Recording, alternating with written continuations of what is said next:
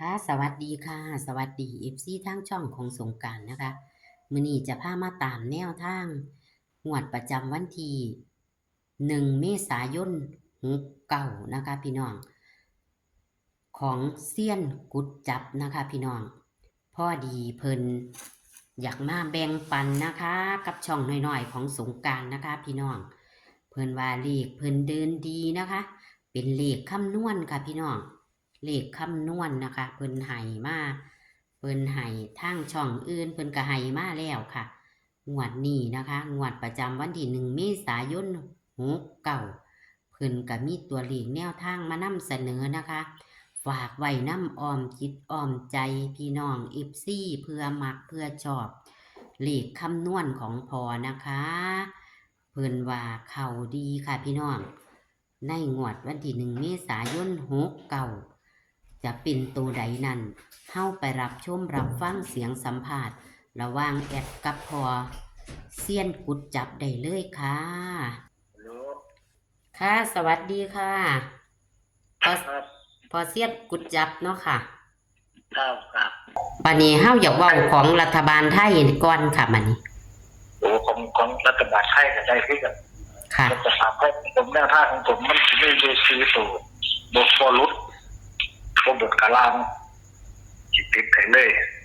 บทกาลางภายในซีตัวเนี่ย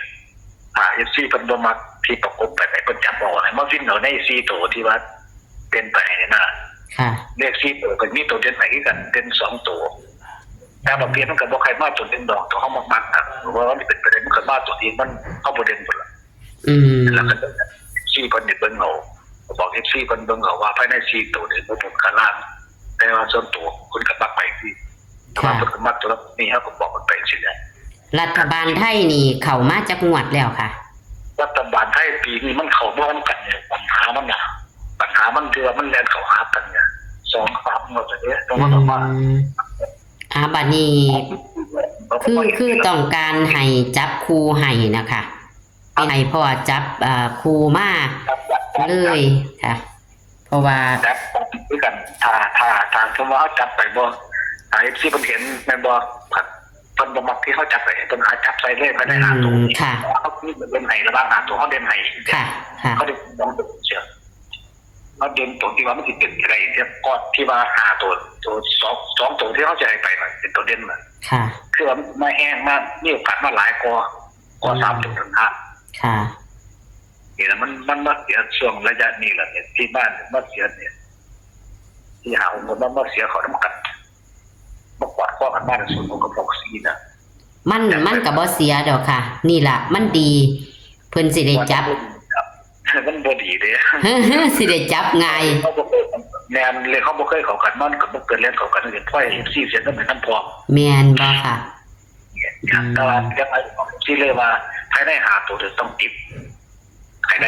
หามาตัวติดหาถ้าบ่มักที่เขาจะไปสิเขาก็ต้องบอกเพิ่นจังภายในหาตัวเอาแต่ว่าส่วนตัวมันก็มักที่จะรักมันรักนี่คือจำไว้ตรงนี้อาจารย์ท่านใดมี FC ท่านใดที่ว่ามีในตัวในใจแล้วมาติดภายในหาตัวคนนี่คือใช่ตอนมาเขาบ่รู้บัดนี้คือให้จับคู่เอาเป็นรัฐบาลไทยเนาะค่ะบัดนี้ครับลงเป็นรัฐบาลไทย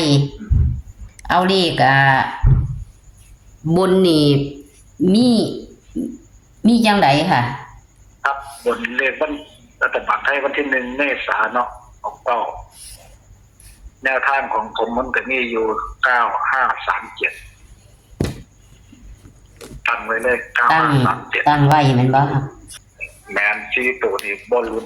บ่หมดคันล้านตลาดที่ผ่านมาบ้านนี่ลุ้นดอกปีนี้ภายในปีนี้เขาเอิ้นว่าเป็นเลขตั้งหลักหรือจังไดคะเป็นเลขติดเป็นเลขติดแม่นเลขติดภายใน4ตัวต้องติดบ่บนคันล้านเป็น4ตัวนี่บ่ลุ้นปีกายบ่ลุ้นจักเที่ยทุกปีมันสิเคยลุ้นปีละ2เที่ยแต่ว่าเลขติดอันนี้สิเบิ่งได้ตลอดปีบ่ค่ะแม่นแต่ว่า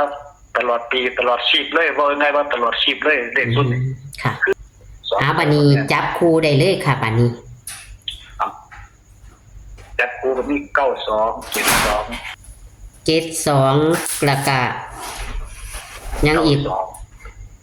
97 73 53 95 73 53 95ครับปันในร้านมันในร้านแต่ว่ามันก็มาติดสูตรร้านนั่นกันมันก็ไปบนไปร้านได้ครับบอกเพิ่นจับคู่กัน3739ตักมี4คู่ โอ้มี4คู่ งานจะให้4คู่บ่จัดเป็นหลายดอกแต่ว่าที่ถ้าเป็นอาจารย์ท่านใดมาเห็นยินดีก็คือให้เพิ่นจับมาใส่ที่ขาตัวนี้เลยที่ท่านใดบ่มักที่ผมจับไปสิก็คือหามาใส่ที่ผมจับไปเลขติดรางจะมี5ตัวแม่นบ่ค่ะมี5ตัวเลขติดล่างเลขติดบนนี่จะมี4ตัวครับแต่ว่าอย่างมันของกันมันเป็นจับไปนั่นล่ะเขาหากันยึดด้วยกันเลยหมดเลยจับยึดด้วยกันหมดเลยแต่ถ้าไม่มาที่ผมจัดได้เหมือนสมมติว่ามาแปะซึ่งก็เข้าแปะแต่หาไปปั๊บแต่เก็บไปอยู่นะแต่ก็ได้บอกเพื่อนก็แต่ว่าจะหุ่นได้อีกเนาะแต่ว่าได้ซีตัวเป็นไม่ซีตัวนี้ละเป็นไม่ซีตัวนี้ที่ทำใดไม่เห็นแนวทางกับเบิ้งติดตามไปเรื่อยๆแต่ที่พูดว่าผมเชี่ยนกุจับนี่เรียกกันไปจังไดไม่แรงเลยเพราะว่ามันจะเป็นไม่เนาะต้องมาจะมีร่องเล็กเล่าจะมีเขาดีทิพดีเล็กเล่าอันพ่อนิ่นบ่ค่ะนี่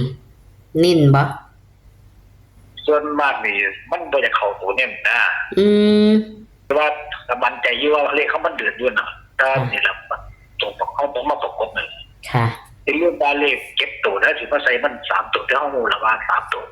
มันจะมาตัวเป็นโดนตัวเป็นกับตัวร่องเช่นแต่ในเก็บตัวเป็นเลขวันหน่อยตัวพยายามตัดตัวเขาจะติดที่บ้านมันจะติดไปได้หลายตำแหน่งตัวไหนติดไปได้แห้งเอาขันจังสั้นกับขันพ่อว่านินกับมันสิมีโค้งสุดท้ายบ่พ่อเลขรัฐบาลไทยเดี๋ยวผมมีให้อีกขันจังสั้นกับเฮาจังไปสรุปตอนเฮาจังไปนิ่นตอนโค้งสุดท้ายเนาะค่ะมอก็ได้ค่ะมอมือเดี๋ยวผมเสียให้ตัววิ่งอีกค่ะ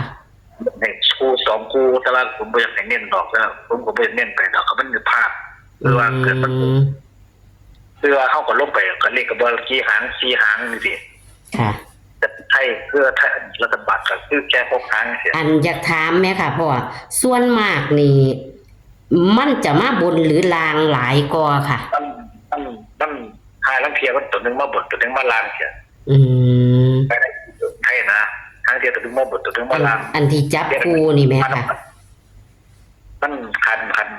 เพิ่นสังเกตเบิ่งดอกก็เฮามีแนวทางลางความบ่ค่ะ FC เพิ่นสิเบิ่งได้ว่าสูตรลางของเฮานี่มันมีติด3มันบ่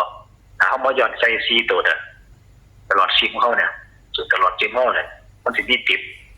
เพิ่นก็สิเบิ่งได้ที่กันเพราะเฮาประกบไปคือมี3 3 7 3 9อันบ่9 3 5อันบ่ดูเท่านี้ก็มีมันมีโอกาสแล่นขึ้นบนก็ได้แล่นขึ้นบนแล่นบนแล่นล่างกันเฮามาย้อนว่าสูตรนี้มามันคือเลข4ตัวมีโอกาส4ตัวมีโอกาสติดล่างเข้าล่างหลายกว่าบนค่ะจังซี่พอมันติดสูตรเลขล่างเด้สิขอบคุณพอดีค่ะบัดนี้ครับบ่เป็นหยังก็จะให้แนวทางไปเรื่อยๆนะค่ะคันนั้นก็เลยเนาะค่ะขอบคุณพอที่ให้แนวทางเนาะค่ะดีพอก็จังว่ากันโค้งสุดท้ายเนาะสิเน้นย้ำตัวใดเนาะค่ะวันที่1เนาะประมาณวันที่20กว่าละค่ะเดี๋ยวจะมือ2มือจังซี่ก่อนเล็กออกแต่กดแล้วเป็น FC เพิ่นลืมจังซี่ค่ะลืมจังสั่นก็ขอบคุณพอเด้อค่ะที่ให้แนวทางนะคะพอเซียนกุดจับนะคะคลิปนี้ก็ขอสวัสดีค่ะผมครับผมสวัสดีครับพอเซียนกุดจับนะคะพี่น้องเพิ่นกับมาใหม่นะคะพี่น้องมาให้แนวทาง